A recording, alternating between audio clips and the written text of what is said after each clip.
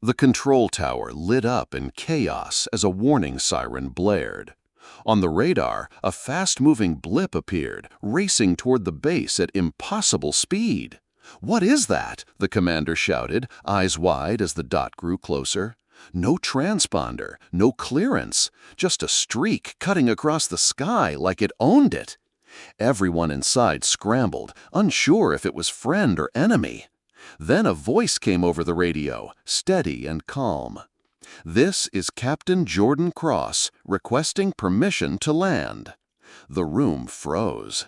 That name wasn't supposed to be heard here ever again. Jordan wasn't just any pilot. She was the woman they had humiliated and thrown out.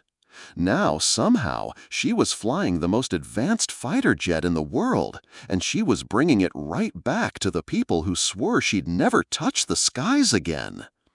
Jordan Cross didn't come from money or privilege. Her childhood was spent in a dusty hangar where her uncle repaired old crop dusters that coughed more smoke than power. While other kids played games, Jordan handed him wrenches and wiped oil from her face, dreaming of the skies she was told she'd never reach. The roar of engines wasn't just noise to her, it was a promise. She wanted nothing more than to feel the stick of a real aircraft in her hands. But every time she shared her dream, people laughed. "Girls like you don't fly jets," they'd say, shaking their heads. Still, Jordan never backed down. She studied flight manuals like they were treasure maps, memorizing every line. She saved every dollar from odd jobs, working long nights just to scrape together enough for pilot camp. By the time she arrived, her hands were calloused, her spirit unshaken. She didn't look like their idea of a pilot, but Jordan Cross was ready to fight for the sky they tried to keep from her. When Jordan Cross finally walked through the gates of pilot camp, she carried nothing but a beat-up duffel bag and a fire in her chest. Her clothes smelled faintly of engine oil, and her hands were still rough from years of fixing planes instead of flying them. To her, this place wasn't just a school. It was the doorway to the future she'd dreamed about since childhood. But the camp didn't welcome her with open arms. The other trainees sized her up with smirks, whispering behind her back. The instructors barely bothered to hide their disdain. One of them, a man with mirrored sunglasses, sneered as she walked past. "Stick to simulators, sweetheart," he muttered. "This isn't for girls like you." Laughter rippled through the group. Jordan's jaw tightened. She didn't argue. She didn't need to. Deep inside, she promised herself she'd prove every single one of them wrong, no matter the cost. Jordan Cross poured every ounce of energy into her training. Day after day, she studied harder, flew longer, and pushed herself further than anyone else. While others rested, she was in the simulator, memorizing every control and maneuver. She knew she had to be twice as good just to be seen as equal. Finally, the day of the final test arrived. This was her chance to prove she belonged in the skies. Jordan strapped into her plane, heart racing, determined to silence every doubt. But the moment she lifted off, something felt wrong. The engine coughed, sputtered, and then nearly stalled mid-air. Panic rippled through the control tower, but Jordan fought the controls with everything she had, narrowly avoiding disaster. When she landed, gasps filled the air. Instead of praise, the instructors shook their heads. "Poor performance," they announced coldly. Jordan's stomach dropped. She knew the truth. Someone had sabotaged her test. They never intended to let her pass. Jordan Cross packed her bag in silence, anger boiling under her skin. They had stolen her dream, torn it away like it meant nothing. As she walked across the dimly lit lot, a figure stepped from the shadows. His voice was low, almost daring. "You want to fly something faster than their egos?" Jordan froze, her heart pounding. The man wasn't dressed like the instructors. His jacket bore no name, no rank, only mystery. He spoke of secret programs, off-the-record training, and machines that made fighter jets look slow. Jordan studied him, suspicion in her eyes, but the spark inside her flared. They thought they had grounded her forever. They were wrong. She was ready to fly again. Jordan Cross didn't waste a second. While the camp dismissed her as a failure, she vanished into a world they didn't even know existed. Nights were spent inside dark hangars and hidden simulators, her hands gripping controls that most pilots would never see. She flew blacklight simulations that pushed her body to the edge, training on maneuvers designed to break the weak. Every lesson came at a cost: sweat, bruises, and secrets she couldn't share. But Jordan thrived. She learned to read enemy patterns, to outthink systems built to control her. A stolen flight suit became her second skin, the helmet her armor. For her, each session wasn't just practice, it was rebellion. Every dive, every climb, every impossible roll was a message to the people who said she didn't belong. They had tried to bury her under humiliation and doubt. Instead, they had forged something far more dangerous. Jordan Cross wasn't just learning to fly, she was learning to fight back.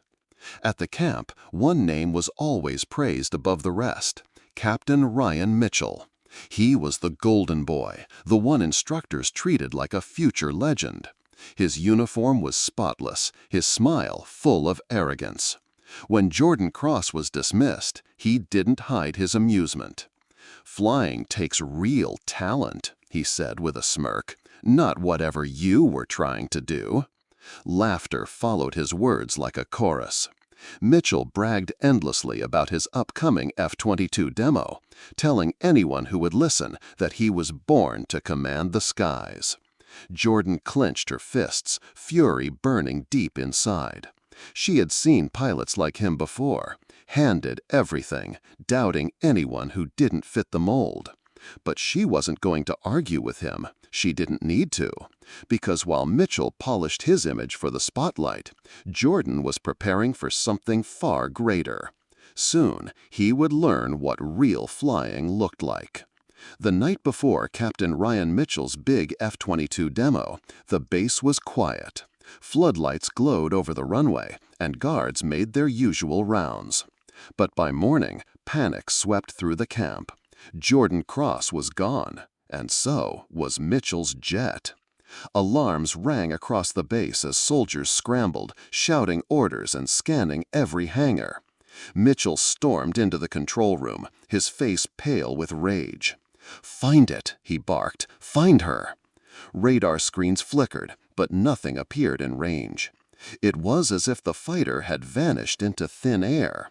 Whispers spread quickly through the camp. Someone had pulled off the impossible, and everyone knew exactly who it was. Jordan Cross had returned, and she wasn't hiding anymore. Suddenly, the radar screens came alive. A single blip appeared, racing toward the base at impossible speed. "Contact!" a technician shouted. Everyone in the control tower froze as the signature grew clearer. It was the missing F-22. But what it did next left even the veterans speechless. The jet sliced through the clouds, twisting and rolling in maneuvers no one had ever seen. It flipped into a vertical climb, then dropped into a dive so sharp the tower crew gasped, certain it would crash. At the last second, it leveled out in a perfect skim across the runway, engines roaring like thunder. "Who's flying that?" one officer whispered, eyes wide. Mitchell stood stiff, jaw locked, refusing to answer. Deep down, he already knew. Jordan Cross had returned, and she was flying his jet like it was an extension of her own body. Every impossible move was her message, and everyone at the base understood it. The pilot they rejected was better than all of them. Inside the cockpit, Jordan Cross felt the rush of victory, until alarm suddenly screamed. Her landing system went dark, every command she entered blocked. A warning flashed across her screen: remote lock engaged. Her stomach tightened. They were doing it again. Just like at pilot camp, the system had been rigged against her. Mitchell's allies weren't going to let her land. They wanted the world to see her fail, maybe even burn out in a fiery crash. Fuel lights blinked red, each second cutting her chances thinner. Jordan's grip tightened on the controls. They thought they had her cornered, helpless in the sky. But they had underestimated her before, and she wasn't about to let them win this time. Jordan Cross ignored the alarm screaming in her ears. Her landing system was locked, her fuel was nearly gone, but she refused to surrender. Fingers flying across the console, she hacked into the jet's override. The controls snapped back to life.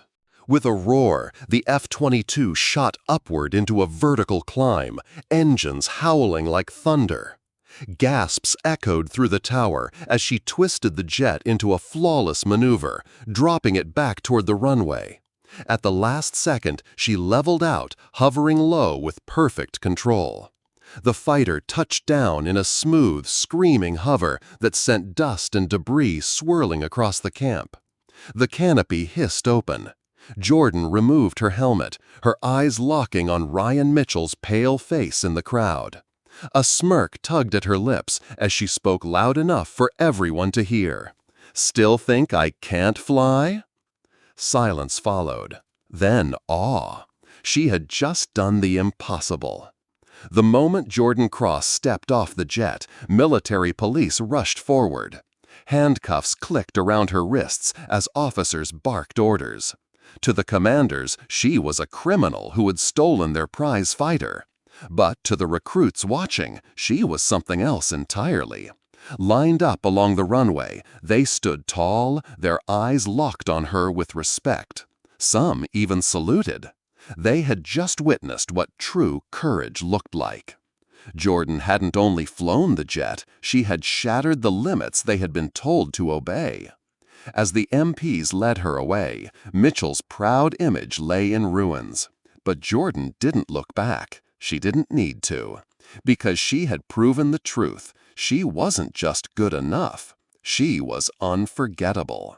And the fire she lit in that moment would burn long after she was gone.